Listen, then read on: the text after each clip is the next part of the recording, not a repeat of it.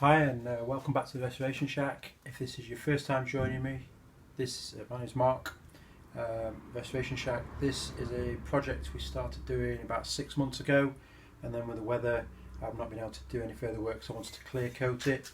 So I've given that, basically the story behind this, I'll put a link below, is a friend's bike was found in a hedge after about 20 or 30 years. It's basically a rusty restoration, so I've basically clear coated it all to preserve it as it was found, cleaned up a little bit where the rust was, had to put a bit of a weld on the back because this mudguard bracket had broken off. So basically we're going to start putting it back together. I did a little bit of work offline just based on it was very difficult trying to get the loose ball bearings and fill them and do it upon here, so I've had to do it on the tabletop. But in the bottom bracket there are 22, I think it is, large ball bearings, so 11 each side. Happy to be corrected if there should be more than that, but that's what came out, so that's what's gone in. So I've basically balanced it 11 each side, put the end cap on and then a locking ring, and quite handy tool, which I've said before, is this. It's a few £, off eBay, and that basically goes on and you can then basically lock the locking ring. It also has the right spanner for doing the end cap. And now bottom bracket's done, there's no play in it, and it's ready. I've already pre-greased the bearings and packed them for the front forks. On that one I counted 46 bearings, ball bearings, loose again, not in cages. So 46 divided by 2 is 23 on the top and 23 on the bottom. So we're going to get that put in, and then we're going to start the rebuild. There's a few new parts that came in over the months while it's been waiting, but as I said, it was too cold, so what's happening, if you're trying to paint in cold weather, you end up with the clear coat kind of going a milky colour. So I just thought, you know what, it's not worth it, wait till it gets nice and warm, put it on, and it's come up really well. So without further thing, let's get on, let's get some parts on. So as you hopefully can see there, I've got the bearings in the bottom and I've packed them with grease, and then on the top, done the top the same, basically pack them in and pack them with grease. So for the more astute of you that before, you will know that this is bent. It seems a lot of them are. The forks have been bent back, so it's obviously done a jump in the past. Once again, I've said this in previous videos, but as it's my friend's bike and it's not a nut and bolt resto, I'm doing it as it was. That's how he remembers it. So it's just going back together, but just making it like a rat ride. So we pop that in through the bottom, and then a cap on the top, hopefully, without dropping the bearings.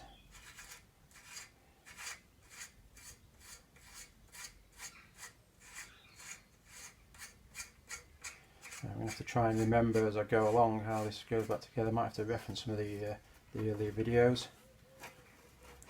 So that's fine. So what I do with all my restorations is I've got little pots. These are from takeaway meals in the past, and each one I'll basically, for each bike, I'll just start putting all the bits and bolts and brackets into one of these trays, then put them on a shelf with all the parts, and as I come back and pick up a build, I can just grab the parts and the tub and carry on. So we've got extra like brake adjusters and stuff like that, which we'll come to, and new cotter pins and stuff, but we'll get to that when we go. So next is the original Rally light bracket. I think it's a light bracket.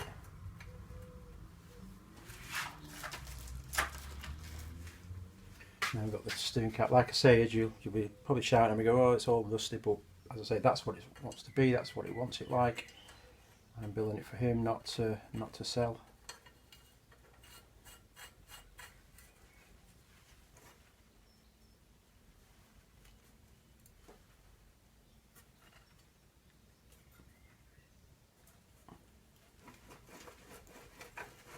Good movements on there.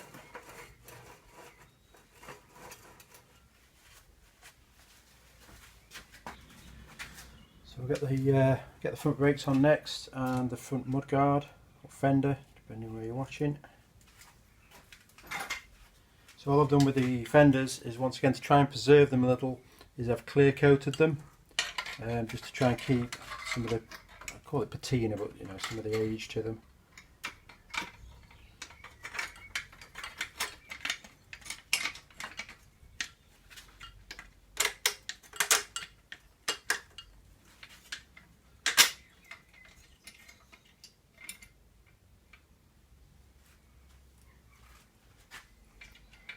Now, I did have problems with the rear sissy bar when doing this.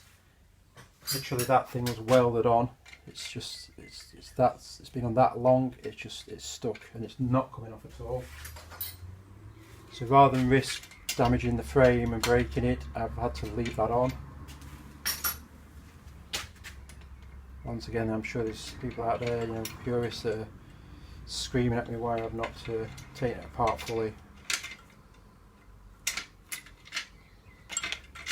But I think it's a common fault when they've been sat for so long that, you know, that they rust.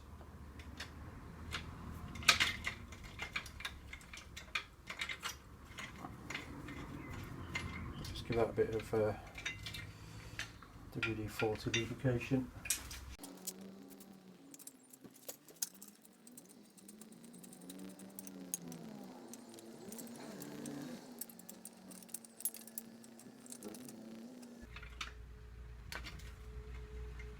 On.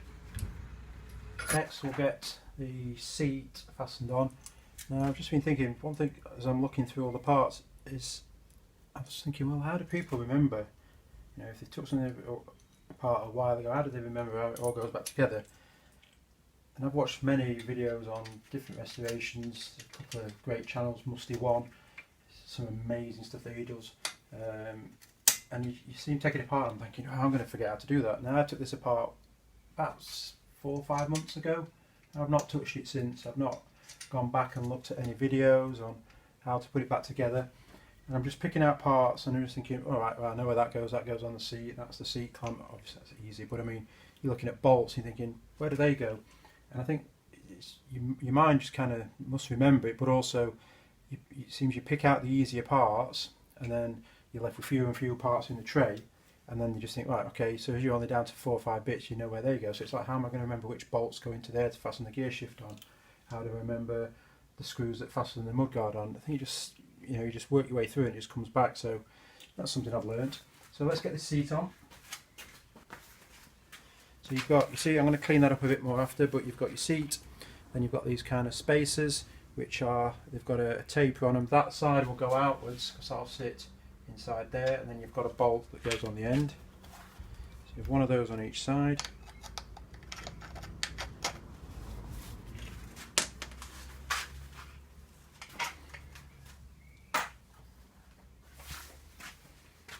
Try and get this.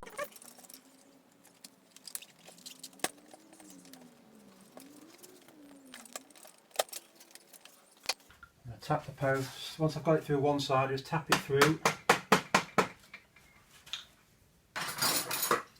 Lever this side in.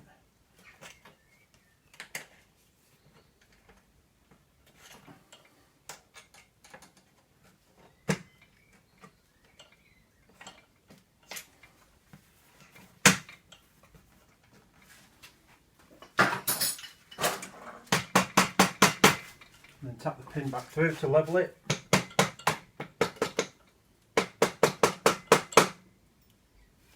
That's it.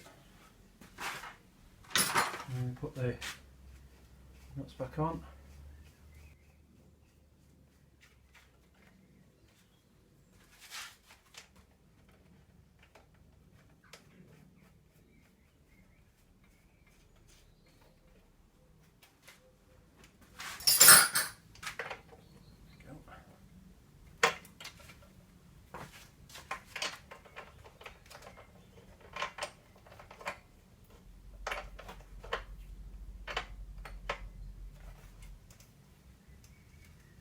I think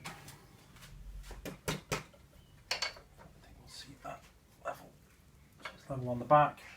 It's a little bit higher than it was before on that bit, because I think the seat before was sort of leaning down, so I'm going to try and level it so you've got a decent height. seating position.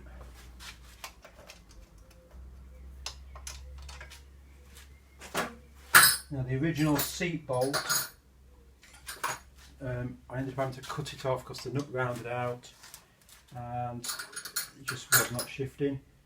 So I ended up having to cut the bolt through just to release it. So I managed to find an aftermarket Raleigh seat post bolt with the original R stamped bolt.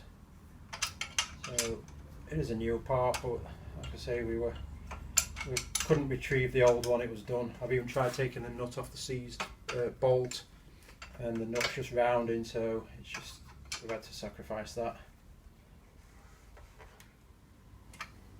That's it. So, I'm not quite sure how good a show this is going to be. Well, if this falls off, it's going to be a fantastic show for you. But the stand, unfortunately, I can't get the rear mudguard on with it clamped on the seat post on up the upright there, and I can't grab the two rails at the top, and it's kind of twisting if I put it on the lower. So I've sort of got it balanced, and let's just hope I don't drop this bike. So I'm going to try and get the rear mudguard on, and then I'll basically take it back and put it back as it should be on the stand.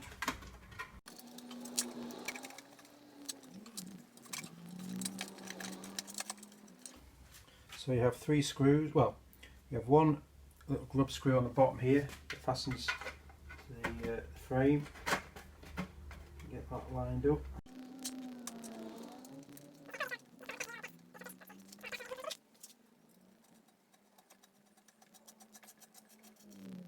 That's in there. And then you've got, on this rear bracket, you've got 2 sort of mounting points up here as well.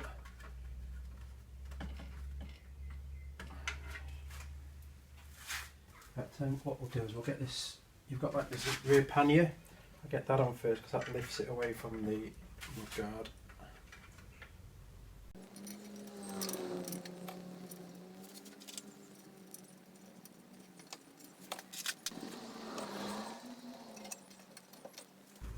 Right, so I've got that on. I had to just try and find a nut and bolt for the top, which I did offline, forgot to put the cam back on, but I'll bring it back on the stand properly first, and then I can show you.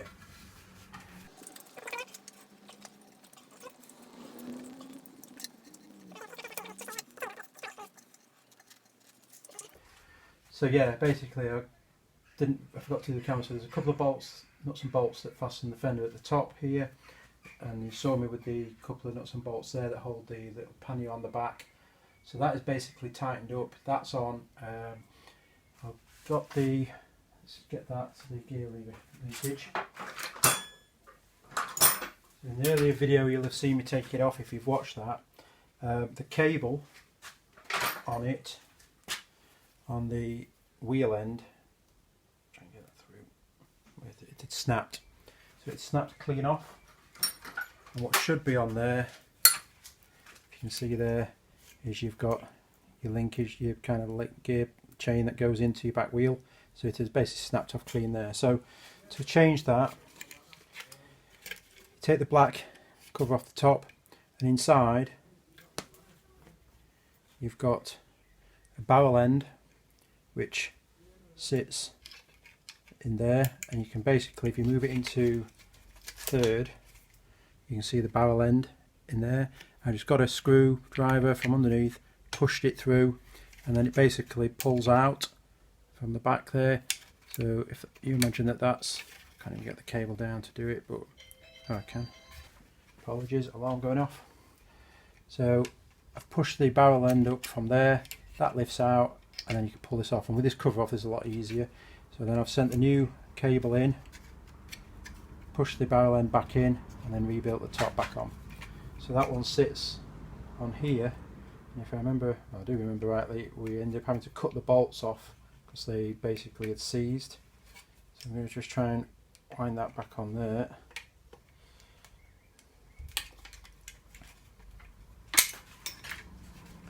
So this is like the top thing that makes that locked. So basically it's spinning.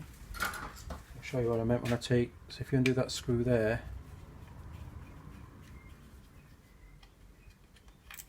that allows this to move out the way a bit so you can get into the internals. So you basically pull that cover off, this comes off, and you pull this up, and that gives you access into that cable.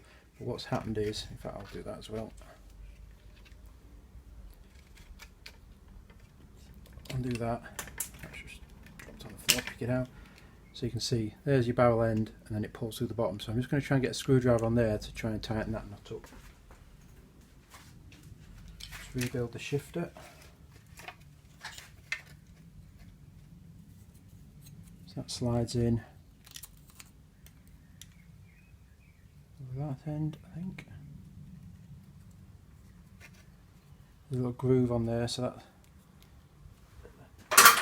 really need this on the workbench. So there's a groove in the top of there, if you can see that, and there's a slide there. So that one basically slides on there like that. That drops into those two holes like that. And you've got the link arm that goes across that kind of shifter pivot there, and then locks it in at the top. And then you've got that little red plastic ferrule there that just pops on there like that. That locks it in, and then that shifts it up. So I'll basically put that self-tapping screw back in the top, like that. And then with that cable up there, you can see you've got your thing. So don't know what to do with this yet. If there's anybody, I've seen the aftermarket ones and they're not very good. The one I got wasn't anyway. It just looked cheap and like a reproduction. So I don't know if there's a way of gluing that down just to try, because it is the original one, just to try and keep it. If anybody's got any ideas of what they do, or just put them in the comments below and I'd be happy to hear that.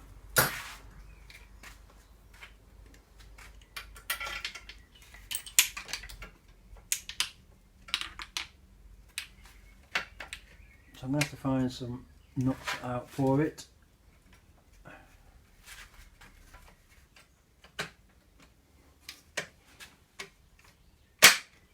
That drops in there like that, and then we'll get a couple of little nuts and try and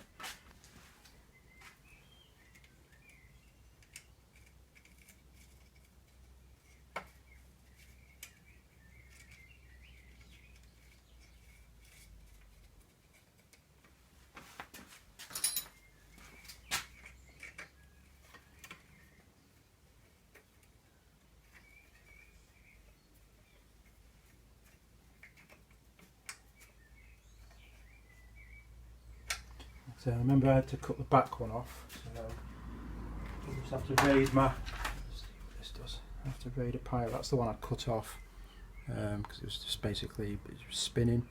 So I'll probably just look through. I've got a little spares pile bikes that I've done over the past and got little bits, and if I've stripped them, so I'll find another one of them and we'll lock that on.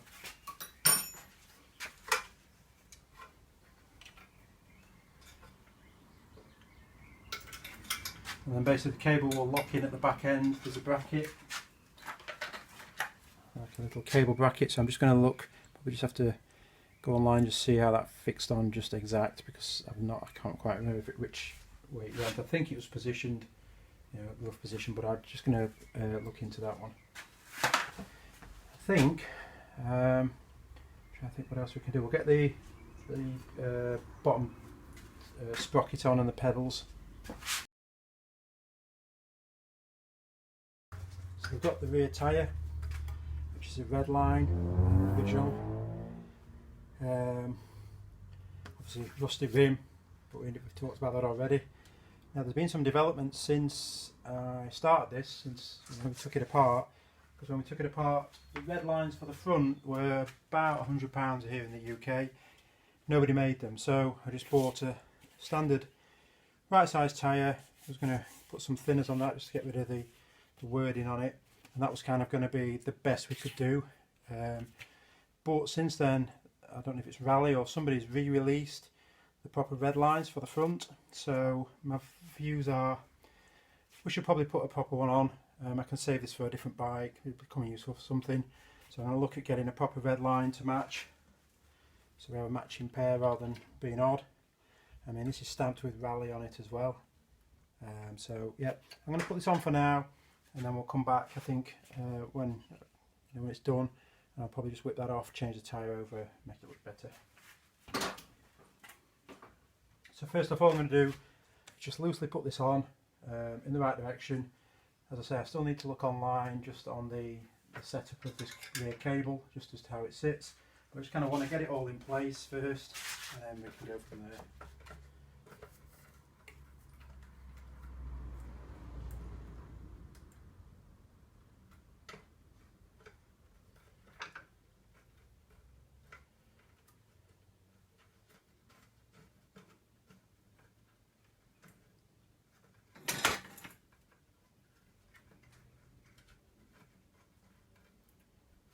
Luckily, it being so rusty before, the actual position of the tyre and the nuts is actually there where it's being rusted on, so you can tell exactly where it should have been.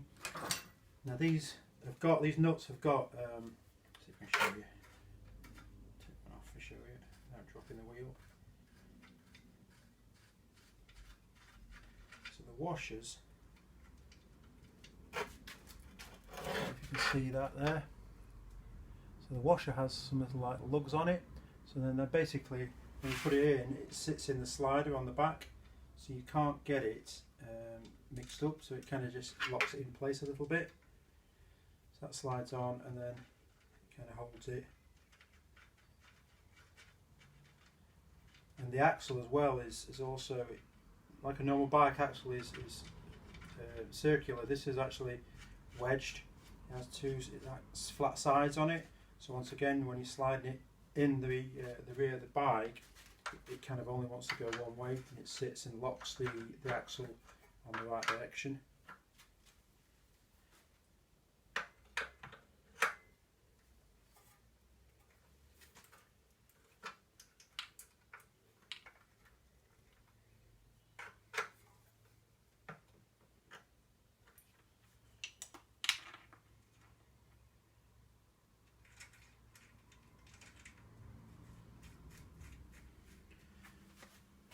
Get the front on. I think what we'll do then is I'll probably get it off the stand once I get the bars on. Get it off the stand, pop it outside, take a few pictures so you can see it. I've got the rear brake to fix on, I've just realised, but you'll at least see it. And I think then we'll wrap it up for this video while I just go away and have a look at what's required on the gear linkage.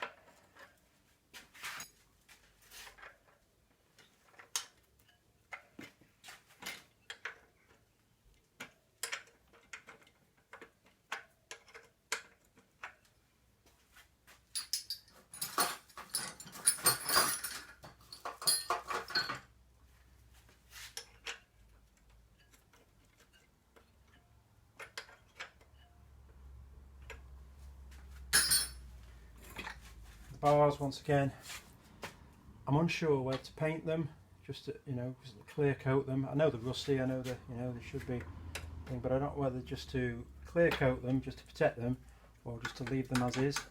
I think they're the original bars. Happy for anybody to tell me if that's not the case. But I think obviously the grips, I don't think they're original, but if anybody knows what they should be, happy to kind of look into that as well. But I'm a bit loath to change anything, because once you change it, it's not the bike that he remembers. So I have to look at it that way. I think I might just have to have a quick look at that. I think that needs adjustment. I think what we'll do is we'll end it there for today. There's only probably another 15-20 minutes worth of work, but I have got on, and I'll bring you back when it's set up, and we'll just wrap this up. So today I thought I'd bring it outside because we're enjoying some 25-degree heat here in the UK, which is rare for us, and give you a bit of an update. I also have started editing the video and noticed how bad I looked in the last one with the hole under the arm in the t-shirt, so apologies for that. That's now been retired. I think we need some new clothing, but I'm just going to show you an update on the chain guard. So I started with it in salt water and it did nothing. I've then put it in something called brick acid, which is like hydrochloric acid, thinking it's a bit like battery acid and it might make it rust. It's actually gone totally the other way, and it has brought it up absolutely perfectly, which not something I was looking for. I was looking for rust rather than shine. So I'm just going to leave it out here. I've not rinsed it, I've left it in the acid with acid on it. I'm going to see if the sunlight will kind of cause any reaction, but happy for comments below on what you do. I think most people want to get rid of rust, not actually put it on, but I don't want to paint the rust on, I actually want it rusty. So happy for you guys, comment below, let me know what you do. Yeah, I just need some ideas. So back to the bike. I've popped the new chain on and it's got new brake blocks on, so that's the only bit you guys kind of missed, and I ran the brake cable in. So you know, you've seen me do those before, front and back. I've sort of partially set up the Sturmy Archer 3-speed. I've kind of basically positioned the adjuster there, which kind of tensions this cable. So what I'd normally do on these, well, on a Sturmy 3-speed, because I've not done a chopper before, but I'll pop it into second gear. So you can get down on the floor so you can see. Let's try and position it. So you can see the chain and the upper part here. So what I'd normally do is inside this end nut here, you can sort of see me pulling the chain through, and there's the end cap, the sort of where the chain ends and it goes to the pin. So I'll normally bring it through a couple of mil, and I'm winding this down to halfway on the thread, and then get you so you can see me. I'll basically pop this in and wind it together.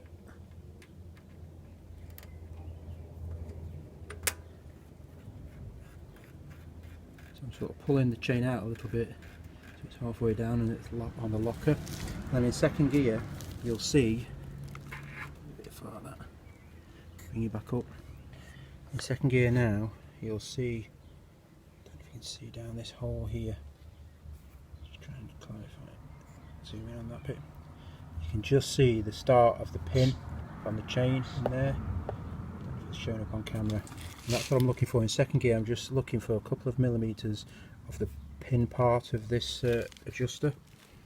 And then what you should see, so you've got, I can get it into third, I can get it into first. That's set in there.